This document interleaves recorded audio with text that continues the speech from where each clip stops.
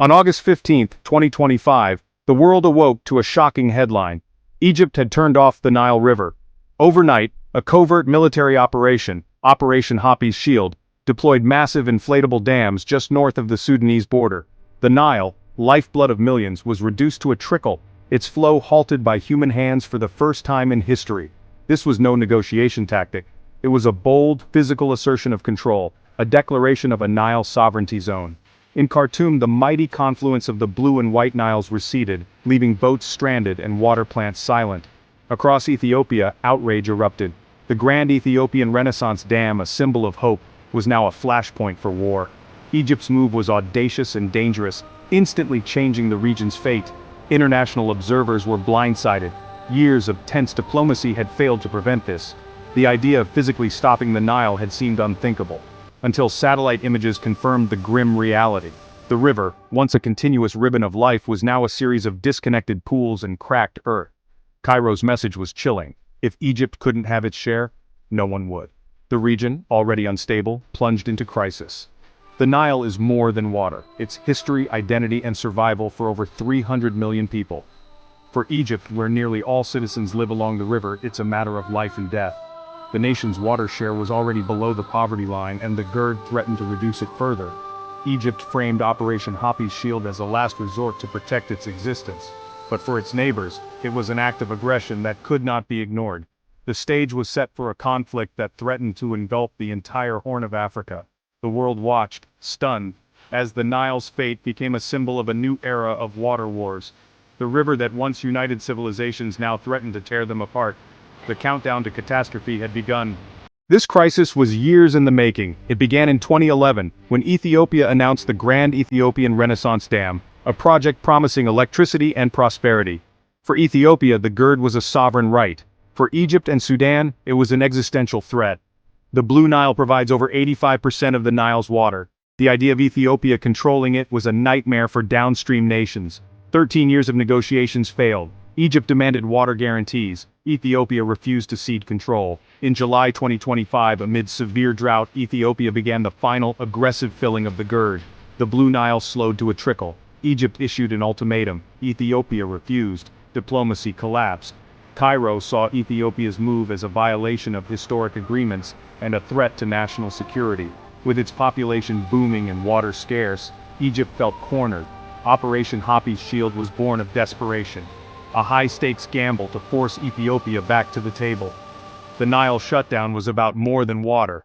It was about power and survival. The region's fragile peace was shattered.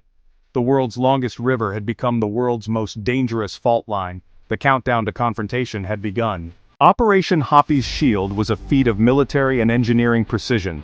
In the pre-dawn hours, Egyptian forces deployed massive inflatable dams at a strategic point on the Nile. The operation was shrouded in secrecy, catching the world and neighboring countries completely off guard. Egypt's message was clear. It had the technology and will to control the river. The blockade was designed as a switch, giving Cairo total command over the Nile's flow. Domestically, the move was hailed as a show of strength and national resolve. Internationally, it was condemned as an act of aggression. Ethiopia called it a declaration of war. The world braced for escalation. The river had been stopped, but the floodgates of conflict were now wide open. Sudan bore the brunt of Egypt's blockade. In Khartoum, the Nile vanished almost overnight. Water treatment plants failed, taps ran dry, and power blackouts swept the city. The Gezira scheme's canals turned to dust, crops withered, and livelihoods evaporated. The blockade was not just political, it was a direct assault on millions' ability to survive. Communities along the river were cut off, their wells dry, their boats stranded. Protests erupted, threatening Sudan's fragile government. Fishermen found only mud, families rationed water, forced to choose between drinking and cooking. In Ethiopia, the psychological impact was profound. Egypt's move was seen as an attempt to suffocate their national dream. The Nile, once a source of unity, had become a weapon of despair. The human cost was immediate and devastating. The region teetered on the edge of collapse. In Egypt, the government projected strength, but anxiety simmered beneath the surface. Lake Nasser provided a buffer, but the public feared the consequences of tampering with the Nile. Food prices rose, panic buying spread, and the economy wobbled as investors grew nervous. The cost of the blockade strained an already struggling nation. Industries cut back, tourism faltered, and jobs were at risk. The government's narrative of necessity clashed with deep cultural reverence for the river. Egyptians watched the crisis unfold with a mix of pride, fear, and uncertainty.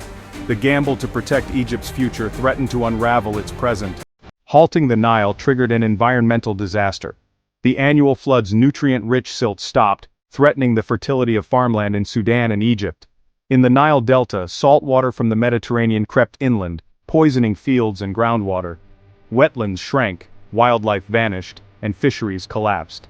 Stagnant water bred disease, compounding the crisis for humans and animals alike. The destruction of wetlands disrupted bird migrations and food supplies across continents.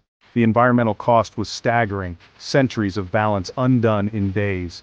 Egypt's solution to one problem had unleashed a cascade of new ones. The Nile's ecosystem, once a model of resilience, was unraveling. The scars would last for generations. The economic fallout was swift and brutal. Sudan's power grid collapsed, factories shut down, and famine loomed. Egypt bled billions to maintain the blockade, fueling inflation and public anxiety. The Suez Canal's stability was threatened, risking global trade. Ethiopia's trade routes were jeopardized by regional instability. Borders hardened, trade halted, and the dream of regional prosperity evaporated. The crisis exposed the region's deep interdependence, shared ruin instead of shared growth. Military spending soared while development stalled. The cost of conflict far outweighed any gain. The Nile, once a source of hope, now held the region hostage. The world watched, paralyzed as the crisis deepened. The UN and African Union called for calm, but divisions ran deep. The Arab League backed Egypt. Sub-Saharan Africa rallied behind Ethiopia. Ethiopia mobilized troops. Egypt reinforced its military. Sudan, caught in the middle, pleaded for restraint but braced for war. Humanitarian agencies warned of catastrophe, but aid was blocked by instability. The Horn of Africa became a tinderbox, one spark away from war. The blockade cut off not just water, but hope for peace. The world had long feared a war over water. Now, it seemed inevitable. The path to peace was vanishing fast. As of September 3, 2025, the Nile remains severed, armies on high alert. The region stands at a crossroads: conflict or cooperation. War would bring only destruction, famine, and a legacy of bitterness. The images of dry riverbeds and withered crops could soon be replaced by bombed cities and refugee camps. Yet, there is another path, one of shared survival. The crisis has revealed the nation's absolute interdependence. Shared vulnerability could become the foundation for a new diplomacy. Leaders must look beyond short-term victories and invest in shared water management and technology. A binding agreement and a Nile Basin Commission are needed to manage the river as a shared resource. The choice is stark: the river can be a battleground, or a common inheritance. The coming days will decide whether the Nile's nations are defined by conflict or by the courage to cooperate.